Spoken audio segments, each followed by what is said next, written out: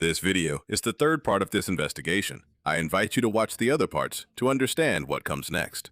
In our previous video, we saw Avery's adventure and his search for Durlord 3, which culminates when he finds him in a strange world full of books, where Durlord explains the true cosmic and eldritch nature of the king. Both of them discover that closing the 9 doors was the only way to stop what was happening, to keep the king at bay. But just as they were about to try, the king appears, and the recording ends, leaving them trapped in a dark void at the mercy of the king in yellow. Except that's not all, because Durlord left behind the link to a Google Drive folder.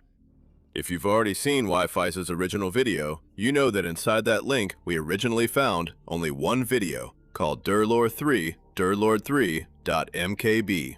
If we decide to go to that same address now, we'll instead find 2 text files. One tells us that all the content of someone named Derek Hutchins has been completely deleted by the government, and the other seems to be a farewell, but we'll look at that one later.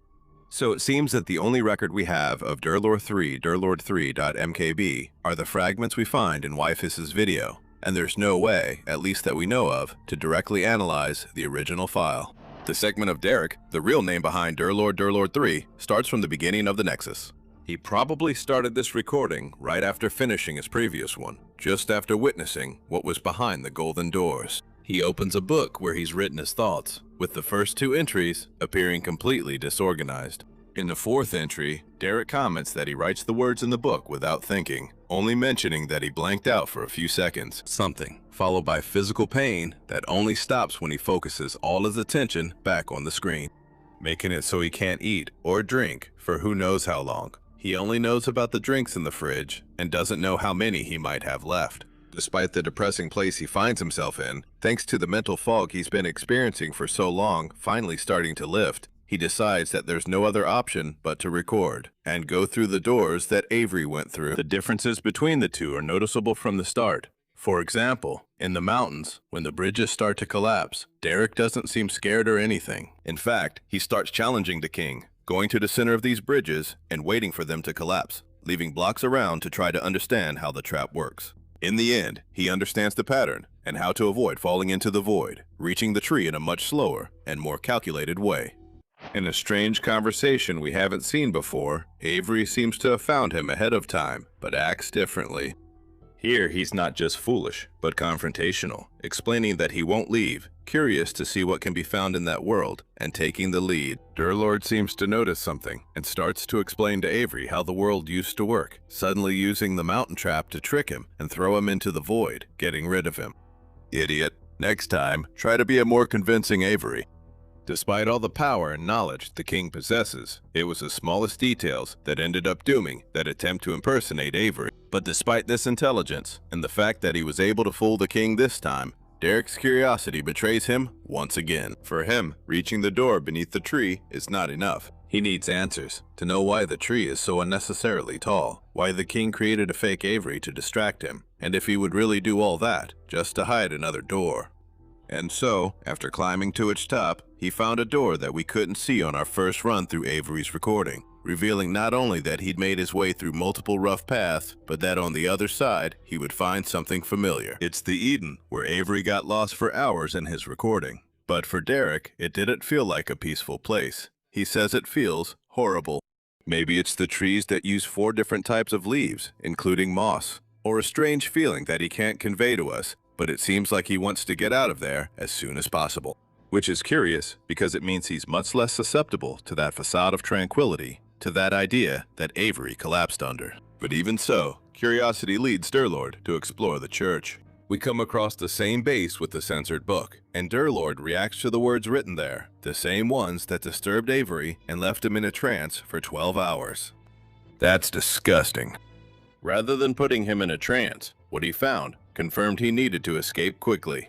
A second clue as to what might really be behind that message is that he decides to write the messages we saw earlier to her. The messages that originally pulled Avery out of her trance. You are real. You are special. Remember who you are. Which brings us to another strange possibility. Do you remember that in the previous part, I mentioned that it could be the second act of the play, The King in Yellow, that it drove readers insane and we didn't know its contents? Well, when Derek and Avery meet, Derek seems to be strangely worried about being fictional characters from a world that doesn't exist. Which is true, because they're part of a web series. They're actually part of an internet meta-narrative, a story that tries to pass itself off as found footage from the game. What if, rather than being pages from a cursed work, is it actually the script of their own existence as characters in an internet series? I think that, in some way, Durlord knows it now. It's something confirmed by the book they found in the church, with all the stories collected there, even his own. That's why he mentions it to Avery with that sign, because he knows it's what's needed to break the trance, to remind him that maybe they don't know if it's a story or characters, but their world is their reality. They are real and special in their own way, and they have to keep moving forward.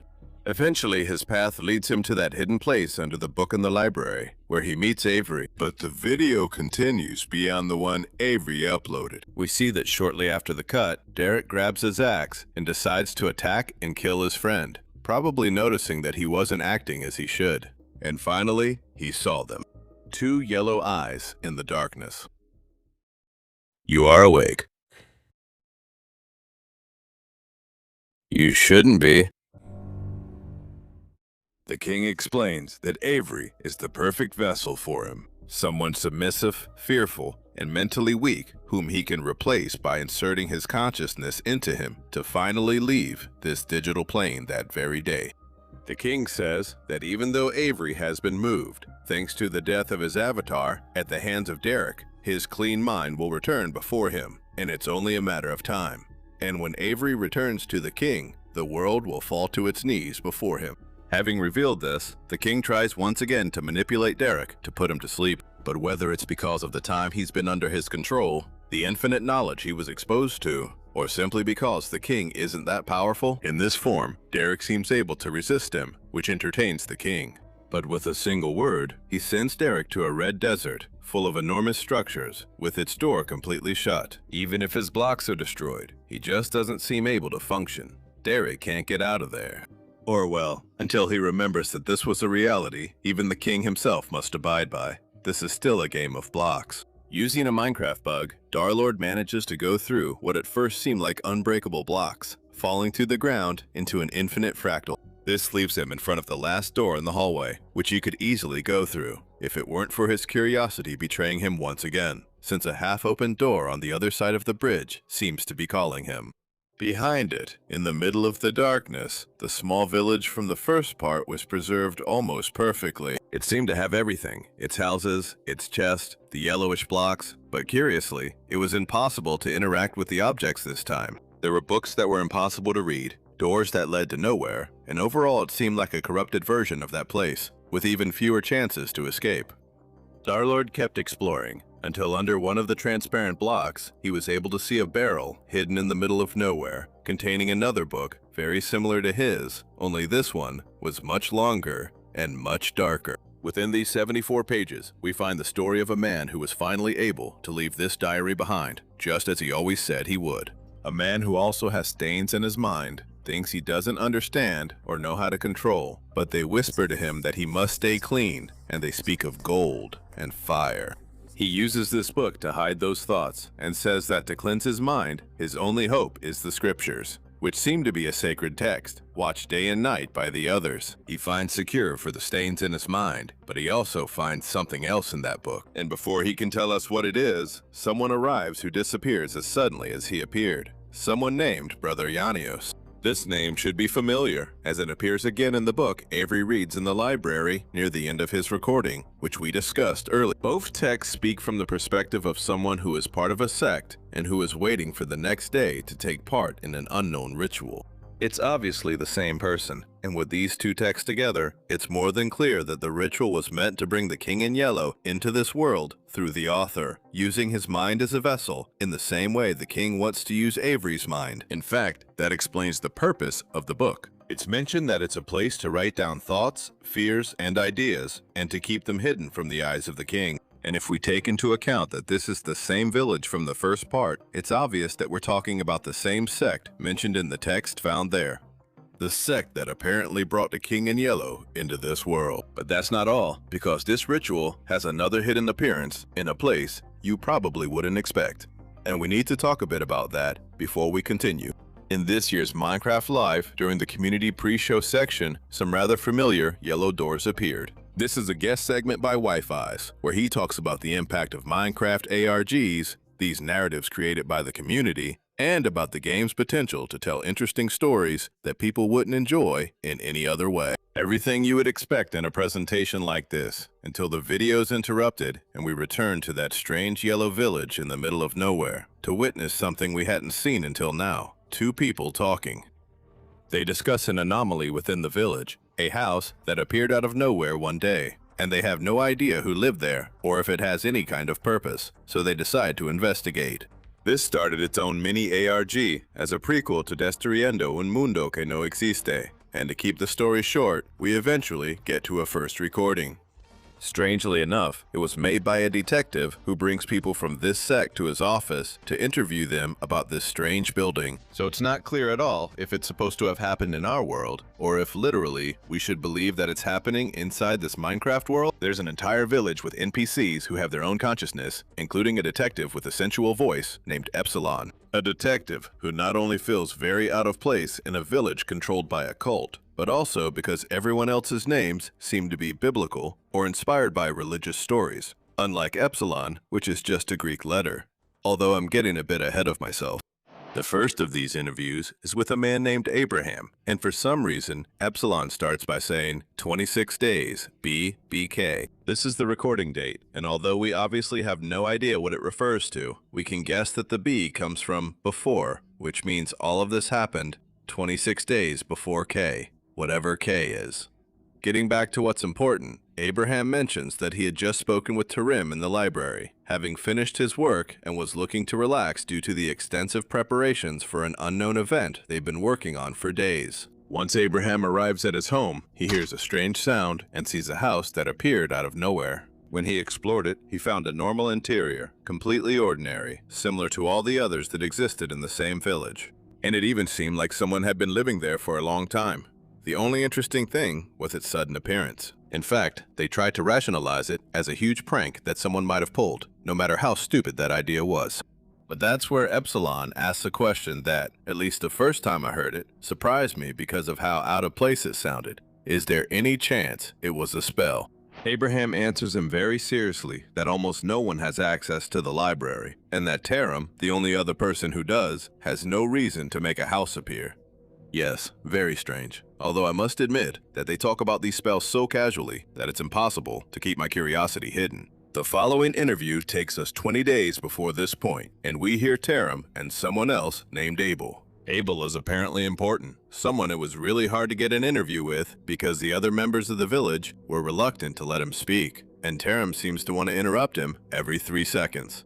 In Tarim's testimony, they mention more details about the strangeness of the house, considering that no one would create something like that without a reason. But they also reinforce the idea that this house felt strange, extremely familiar, as if it had always been there. Things get interesting when Abel starts to speak, because he mentions a name, Ianios, his brother. Except that, as Tarim says, Abel is an only child, and you would assume that someone else would have found out if he had a brother. At the very least, Tarim or Abraham, the leader and father of the sect. This caused a very strange reaction in Abel, as he started blaming himself for what happened to his brother, so they had to leave the room, but not before giving us one last revelation. Just like Avery, Abel was a vessel, so it's more than obvious that all of this takes place in the same village. And Abel is the vessel who wrote the books we've been reading. The last interview takes place just about 10 days before this. And this time, the person being questioned is someone named Lang, who is completely sure that Abraham, the father, could have created the house with a spell, maybe also relying on a memory erasing spell. He says this with such confidence. Originally, Lang had access to the library before Epsilon's initiation, and he lost his access for reasons he doesn't want to share. Epsilon note that this also makes Lang a suspect, but someone needs a real motive to do this. With his options limited, Epsilon decides to ask him about the mysterious Ianios, taking advantage of the knowledge he seemed to possess.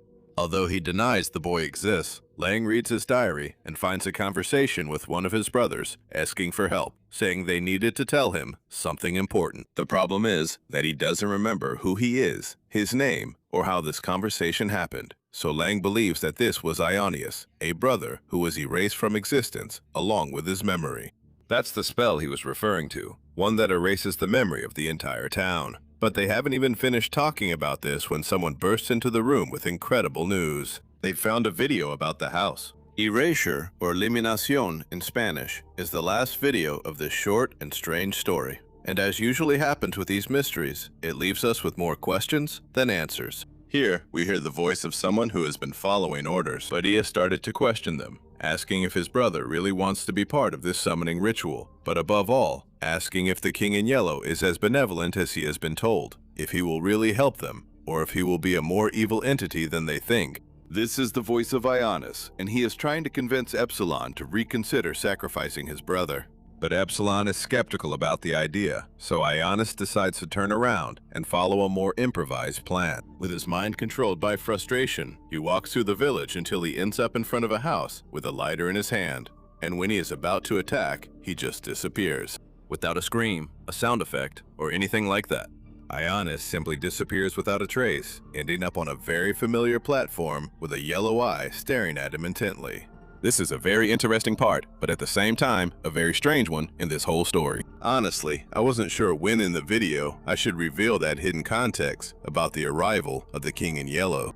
We'll discuss the questions the story leaves us with a bit later, but for now, you just need to know that the King in Yellow is capable of erasing someone from existence so completely that not even any memory of them remains. And now, we have a much clearer idea of the cult's role in all of this. They are a group of people using a poor vessel named Abel for the purpose of bringing the King in Yellow to life. This explains the severely deteriorated mental state of Abel in the book that Darelord finds, and why he's so afraid that Father will find out about the forbidden words he discovered. Words, according to him, for a union of minds. I rise and give my eyes to you, one by one, shadowed coast, forsaken. To you I pour out a corroded sun, wake me as one.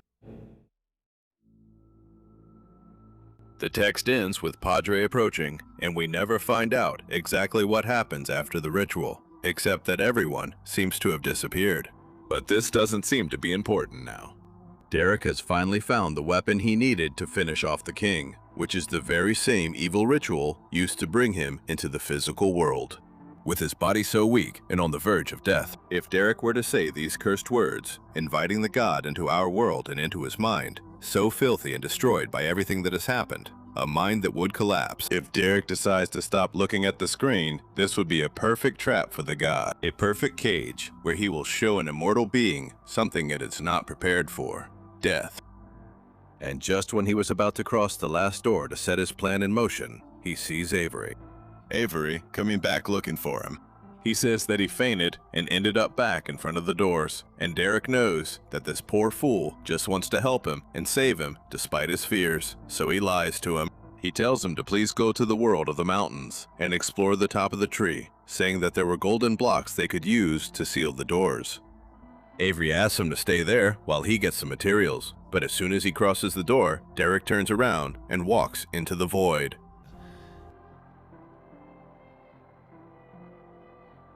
The place was cold and lifeless, with dull trees and stone everywhere, with a small village surrounding a huge and beautiful cathedral. Derek stands looking at the cathedral, something far more majestic than anything he had seen so far. Once inside, we see that despite its large size, it is completely empty, except for the yellow sign waiting at its center, marking this as a place of worship for the King in Yellow. Derek stands on this sign while admiring the cathedral, and then the world around him disappears, replaced by a single enormous and impassive eye in the middle of nothingness staring at him intently. The king mocks Derek, who says he closed the doors and left Ivory out of the king's reach, but he doesn't know that doors mean nothing to the king. In fact, this being is amazed that someone as intelligent as Durlor III could be so naive, that he believed the king was foolish enough to leave him with a plan to defeat him, as if he had left a trail of open doors for them to reach him, as if he couldn't have created all of this just to finally have him there, in front of him, filled with false hopes, as if there were anything he could do to prevent Ivory and the king from merging. And then Derek recites the words he found in the book. Now, no. Stop. What? You summoned the realm, and? Why? How? Is he coming back? Silence. That can't be B. Why do you know that spell? Why would you invoke it? The mind must be clean. Why would you invoke that spell? The mind must be clean. Why? You are ruining yourself. You are ruined. Your universe is looking a little unstable. Silence. You fool. Don't you realize you're destroying your own mind, too? You'll cease to exist if we merge. There will be nothing left of you. Cancel the spell. Cancel it. Speak. Now you talk. Release the spell. Repeat it. I don't think I... You must be clean. Your mind will no longer exist. Cancel the spell. I'll give you anything you wish. Life, power. In. You will know everything. Your mind will be spared. You will survive the arrival. You will live. Release the spell. Repeat those words. Release it.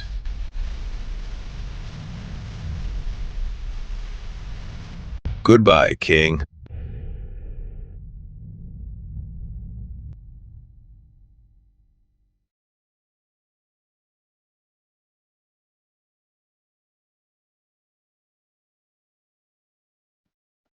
With these words, Derek says goodbye. It's done. His mind will slowly disappear, consuming the mind of the god who was about to destroy his world.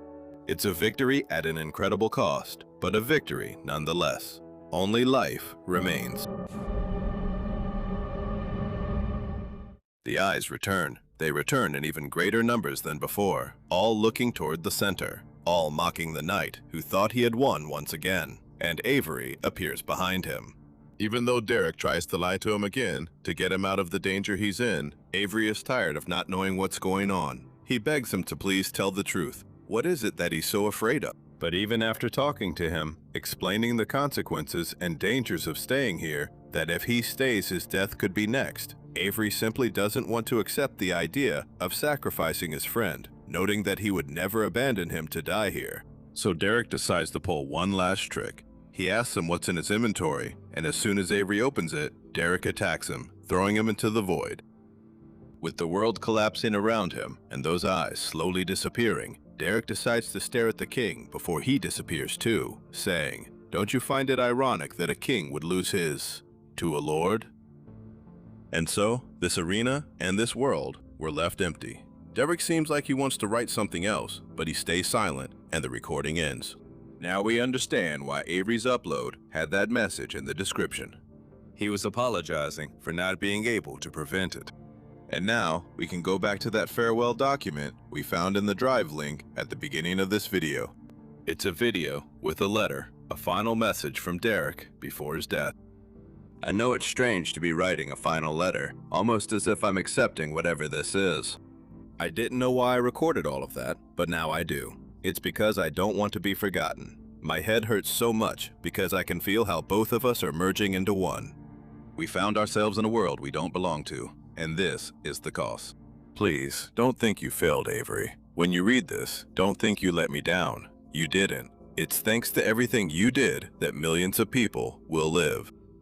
It's thanks to everything you did that I had the chance to see all the beauty of the universe. I'm grateful for everything I saw, even if it was just for a short time. Goodbye, my friend. At the crossroads, keep moving forward. Along with the text, we can hear audio, movements picked up by Derek's open microphone. And before the audio cuts off, we can hear his body falling heavily onto his chair. Finally resting. Finally at peace. This is the end of the story, and although we could end the video right here, I would like to talk about those loose ends it leaves us with, especially those related to the cult in the village.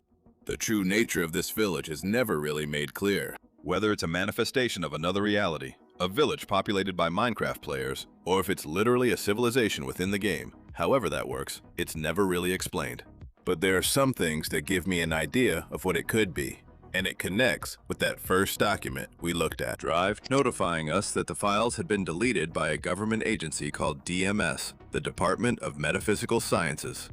This is a government organization that has already appeared in other Wi-Fi ARGs, and apparently it's a branch of the government that keeps these kinds of anomalies in check, although it's not limited to just that. According to the Archive ARG, which you can access by watching the video, Buscando un jugador que no existe, and also the Leviathan ARG, which is practically new. The DMS also carries out various experiments with these kinds of entities, using Minecraft as a medium.